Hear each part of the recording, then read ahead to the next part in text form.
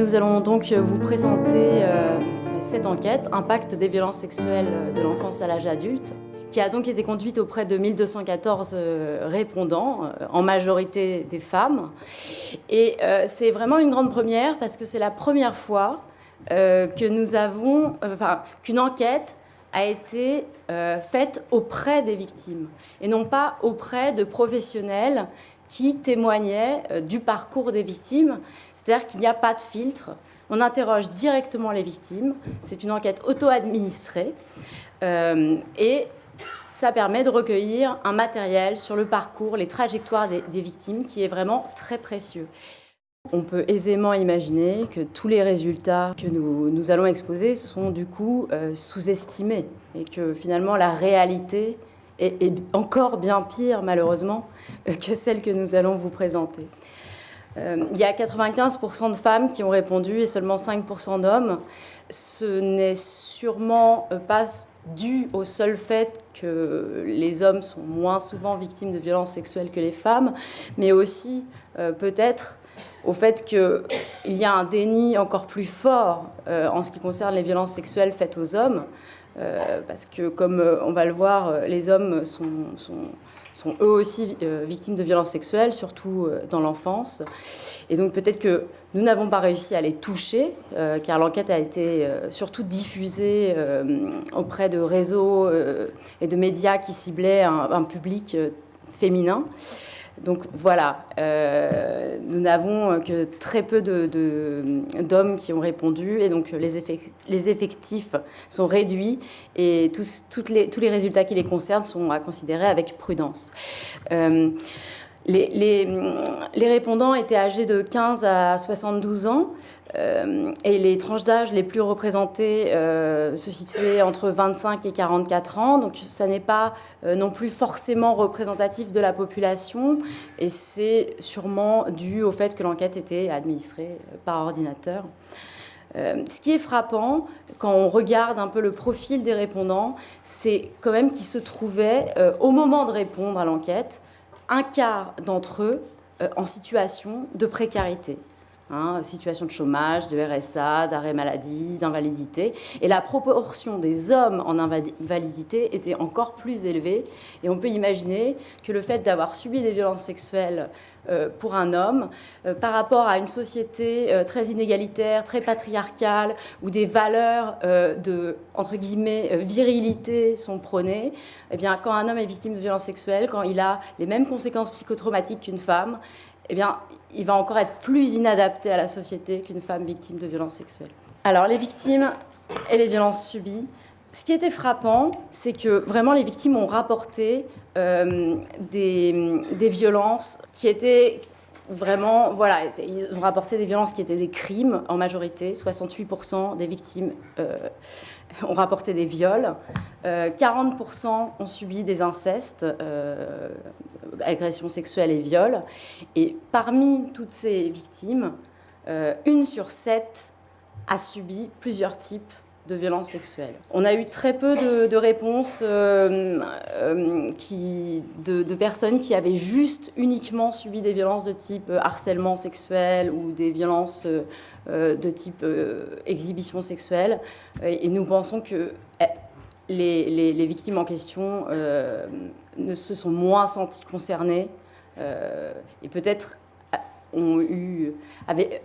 qu'elles avaient plus de mal à mettre les mots violences sexuelles sur des faits qu'elles pouvaient penser moins graves, qui ne sont pas moins graves, on n'établit pas des échelles de gravité, mais qui sont peut-être moins reconnus socialement comme étant des violences sexuelles. Alors, le fait marquant, vraiment marquant, c'est l'âge des victimes lors des premières violences sexuelles. 80% des femmes avaient moins de 18 ans, 90% des hommes avaient moins de 18 ans également. Et quand on prend tous les répondants, tout sexe confondu, c'est 81% et 51% avant 11 ans. Donc une victime sur 2 avait moins de 11 ans au moment des premières violences et une victime sur 5 avait moins de 6 ans au moment des premières violences. Ce sont des chiffres qui peuvent étonner, mais finalement, déjà en 2006, dans l'enquête Contexte de la sexualité en France, on retrouvait des chiffres qui sont légèrement moindres, mais qui sont similaires. Et d'ailleurs, on a bien vu qu'entre l'enquête NVEF en 2000 et l'enquête CSF en 2006, qui avait été construite sur la même méthodologie, et donc qui permettait vraiment une réelle comparaison entre les deux enquêtes, que les chiffres avaient déjà augmenté. Et Nathalie Bajos et Michel Boson, avaient conclu que c'était la parole des victimes qui s'était libérée, que ça n'était pas du tout qu'il y avait eu une augmentation des faits, c'est juste que la parole s'était libérée. On peut imaginer qu'en quasiment 10 ans, depuis 2006, la parole s'est encore libérée. Et donc du coup, voilà, 59% de femmes et 67% d'hommes victimes de violences sexuelles avaient subi les premiers rapports forcés et tentatives de rapports forcés à l'époque, avant l'âge de 18 ans. Alors, ce qui est intéressant aussi dans notre enquête, c'est qu'on a décidé non pas d'utiliser on va dire des euphémismes, des paraphrases, et de parler d'attouchement, de rapports forcés. Non, on a décidé de vraiment, mettre les définitions légales à chaque fois qu'on demandait aux victimes si elles avaient subi telle ou telle violence. On rappelait la définition légale. Et du coup, les victimes, moi j'ai vu sur les forums que certaines victimes disaient, eh ben voilà, grâce à cette enquête, je me suis rendu compte que ce que j'avais subi, en fait, c'était un viol. Juste parce que, par exemple, la pénétration digitale, encore aujourd'hui, pour certaines personnes, ils ont du mal à voir que c'est un viol. Voilà, c'était une petite parenthèse.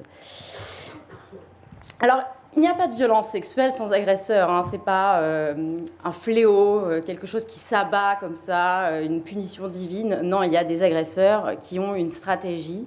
Ce sont en grande majorité des hommes. Alors, quand les victimes sont mineures, 96% des agresseurs sont des hommes. 4% seulement sont des femmes, et ce sont souvent des mères. 14% des agresseurs sont des proches de la victime. Et dans la moitié des cas, l'agresseur est un membre de la famille. Donc, le mythe du pédocriminel inconnu qui va enlever un enfant, dont on nous rebat les oreilles souvent dans les médias, ce n'est pas la majorité des cas du tout. Et quand les violences ont eu lieu avant 6 ans, 70% des agresseurs étaient des membres de la famille. Donc, c'est vraiment énorme. La famille semble être une zone de non-droit quand il s'agit de violences sexuelles. Autre fait marquant, quasiment un quart des agresseurs étaient eux-mêmes, des agresseurs de mineurs, étaient eux-mêmes mineurs au moment des faits. Et leurs victimes avaient moins de 10 ans dans 62% des cas, et la plupart du temps, ils commettaient des viols. Alors souvent, on a tendance à dire que quand un enfant agresse un autre enfant, que ça n'est pas très grave, que ce sont des jeux d'enfants. Alors que c'est très grave, c'est grave pour l'enfant qui a agressé, c'est grave aussi pour celui qui est agresseur, parce que ça veut dire que si rien n'est fait, si tout le monde pense que c'est normal, que ça n'est pas grave, il ne sera pas pris en charge. Alors que être pris en charge jeune, c'est vraiment la possibilité d'être rattrapé, d'être guéri, parce qu'un agresseur mineur, il reproduit peut-être ce qu'il a subi. Selon un article de Becker et Hunter, ces agresseurs mineurs auraient eux-mêmes été agressés dans 40 à 80% des cas. Donc, ils ont besoin d'être soignés aussi. Quand il s'agit de victimes majeures, donc, les agresseurs sont encore un peu plus souvent des hommes, 98%. 77% des agresseurs sont des proches de la victime. Et pareil, quasiment dans la majorité des cas, d'ailleurs, dans 41% des cas, les agresseurs sont des partenaires. Et un viol sur 2 est un viol conjugal.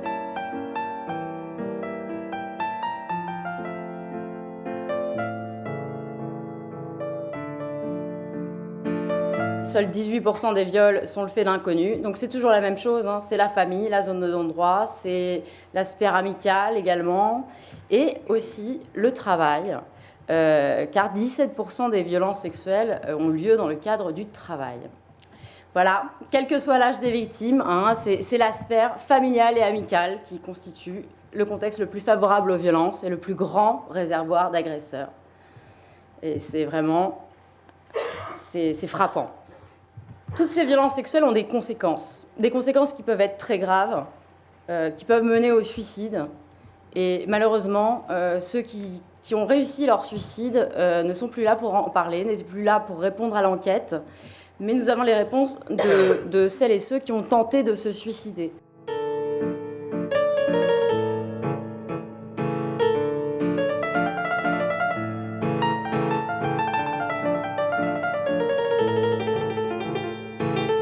Donc 42% des répondants ont tenté de se suicider, contre 5,5% dans la population générale. Donc c'est un chiffre 7 fois plus élevé que celui qu'on retrouve dans la population générale. Et 78% des victimes ont eu des idées suicidaires. Donc on voit que vraiment, voilà, les violences sexuelles entraînent un désir de mort. La douleur est tellement forte que les victimes ont eu envie de se donner la mort. Ces conséquences de ce désir de mort, on va dire, est encore plus fort lorsque les violences ont eu lieu dans le cadre de la famille, lorsqu'elles ont eu lieu dans l'enfance. Et voilà, et on voit que les chiffres, une victime de viol en situation d'inceste sur 2 a tenté de se suicider. 45% des enfants victimes ont fait au moins une tentative de suicide. Il y a aussi un impact important sur la qualité de vie pour 65% des victimes. Encore une fois, il est encore plus fort voilà, en situation d'inceste, quand les violences ont été commises dans le cadre de la famille. Hein. Les violences conjugales, c'est aussi des violences commises dans le cadre de la famille. Et souvent, les victimes sont confrontées à la loi du silence. Quand elles révèlent les violences, elles se retrouvent obligées de rompre avec une partie de leur famille. Soit parce que la famille défend les agresseurs, soit parce qu'elle ne les croit pas, soit parce que les membres de leur famille sont des agresseurs. Donc ça a un impact très important sur la vie familiale, sur la vie affective. Ça a empêché certaines victimes d'avoir des enfants. Et le sentiment de solitude déclaré est donc énorme. Et 44% des victimes déclarent un sentiment de solitude maximale, c'est-à-dire que sur une échelle de 1 à 10, 44%, quasiment la moitié, ont noté ce sentiment à 10. La précarité est aussi une conséquence. Hein. Certaines victimes disent que, voilà, qu'elles étaient promises à un avenir, à un bel avenir professionnel, et qu'elles ont dû tout abandonner, tout arrêter suite aux violences, parce qu'elles n'arrivaient plus à travailler, elles n'arrivaient plus à sortir de chez elles. Elles n'y arrivaient plus, c'était trop dur. Donc 37% des répondants rapportent des périodes de chômage. 49%, quasiment la moitié des victimes, ont traversé des périodes de précarité et d'exclusion sociale. Et parmi ces périodes dans ces périodes de précarité, on retrouve vraiment, elles se sont retrouvées SDF, en situation de prostitution. Enfin, on est dans la grande précarité. Une victime sur 2 a dû interrompre sa carrière professionnelle suite aux violences. Et voilà, et on voit bien qu'il y a la situation de précarité, la prévalence de la situation de précarité est multipliée par 3 par rapport à la population générale. La prise en charge judiciaire. Alors, les mesures de protection. On demandait aux victimes si elles avaient bénéficié de mesures de protection, alors qu'elles soient policières, judiciaires ou du fait de proches aussi. Bon, 83% répondent qu'elles n'ont jamais été protégées. Et celles qui ont porté plainte, on aurait pu penser que, voilà, que le chiffre aurait été bien supérieur. Mais non, enfin, c'est 67% des personnes interrogées qui ont porté plainte qui n'ont pas été protégées. Et ça ne les protège pas plus quand elles étaient mineures. Là, c'est 70%. Et un autre chiffre étonnant, c'est que 4% des victimes agressées dans l'enfance, seuls 4% étaient prises en charge par l'aide sociale à l'enfance, quand on sait que une victime agressée dans l'enfance sur 2 l'a été au sein de sa famille. On peut se poser quand même des questions là-dessus. Les répondants insistent, et pour cause, qu'il faudrait vraiment que les professionnels soient formés à faire le lien entre un mal-être et d'éventuelles violences subies. Hein. Par exemple, les professionnels de l'éducation nationale, les infirmières scolaires, à repérer vraiment les comportements d'enfants qui pourraient indiquer qu'ils subissent des violences sexuelles ou autres. Alors, 380 victimes répondant à l'enquête ont porté plainte. Ça fait 31%. C'est un chiffre beaucoup plus élevé que celui qu'on entend habituellement de 10% de femmes qui portent plainte, victimes de viols qui portent plainte. Alors déjà, nous nous intéressions à toutes les violences sexuelles. On pourrait penser que pour des faits de harcèlement, d'agression sexuelle, il est peut-être plus facile de porter plainte. Mais c'est aussi ce que disait Émilie tout à l'heure, c'est que voilà, ce sont des victimes qui sont peut-être plus averties que la moyenne des victimes. Parce que rien que pour répondre à l'enquête, il fallait déjà qu'elle soit avertie, qu'elle soit pas dans le déni, qu'elle n'ait pas d'amnésie traumatique, etc., etc. Alors, les victimes ne portent pas plainte par vengeance, hein. Elles portent plainte d'abord parce qu'elles ont besoin d'être reconnues comme victimes, parce que c'est important pour elles, mais aussi pour empêcher un agresseur de rester en liberté et de faire d'autres victimes. Malheureusement, elles sont une grande majorité à mal vivre le dépôt de plainte, 82%. Et parfois, elles racontent vraiment des choses horribles. Alors parfois, les policiers refusent d'enregistrer les plaintes. Ils n'ont absolument pas le droit, hein. Ils font pression sur les victimes pour qu'elles ne déposent pas plainte. Et là, on a